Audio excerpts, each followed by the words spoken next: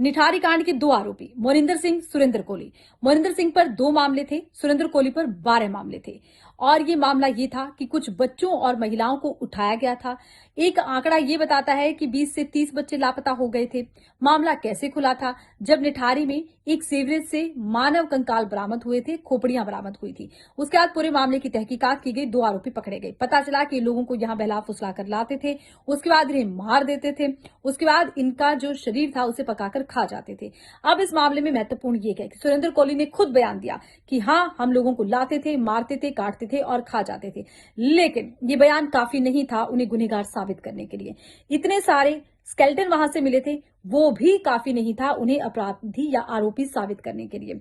हालांकि केस पुराना है, लेकिन इतने सालों के बाद ये दोनों लोग जो इंसानों को खाने का शौक रखते हैं, अब हम लोगों के बीच में घूम रखेंगे। आप कहेंगे ये कैसे मुमकिन हुआ? दरअसल इलाहाबाद हाईकोर्ट ने सबूतों के अभाव में इन्हें बरी कर दिया है।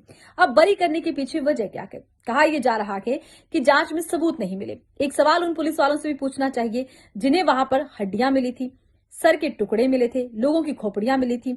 उन लोगों से भी मिलना चाहिए जिन्होंने अपने बच्चों, अपने परिवारजनों को खोया था।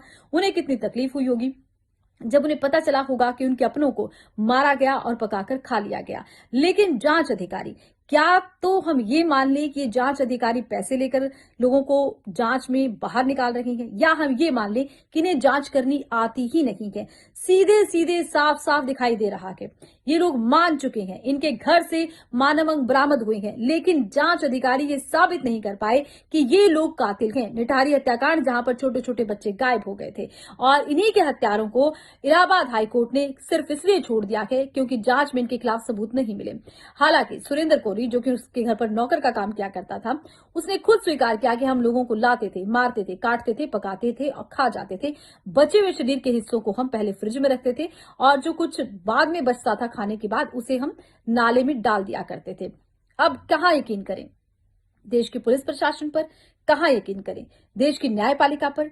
देश की न्यायपालिका के हर कानून का हम सम्मान करते हैं, हर फैसले का सम्मान करते हैं, लेकिन इस तरह से खुलेआम ऐसे आरोपी सड़कों पर निकल आएंगे जिन पर कितने गंभीर आरोप हैं। कहीं ना कहीं वो आम लोगों की नजरों में गुनहगार भी हैं, लेकिन वो आम लोगों के बीच में है। वो चेहरा छुपाकर, अपनी असलियत छिपाकर आम लोगों के बीच आएंगे, और इस बात का क्या भरोसा कर सकते हैं कि वो फिर से कोई कत्ल नहीं करेंगे? अगर कोई कत्ल कर भी दिया उन्होंने तो इसका जिम्मेदार कौन होगा? इतने लोगों की मौत के लिए जिम्मेदार लोगों को इस तरह से बाइज्जत बरी कर देना क्या सही है?